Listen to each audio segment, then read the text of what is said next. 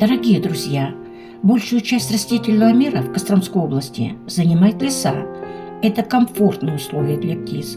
В реках и озерах разнообразие рыбы.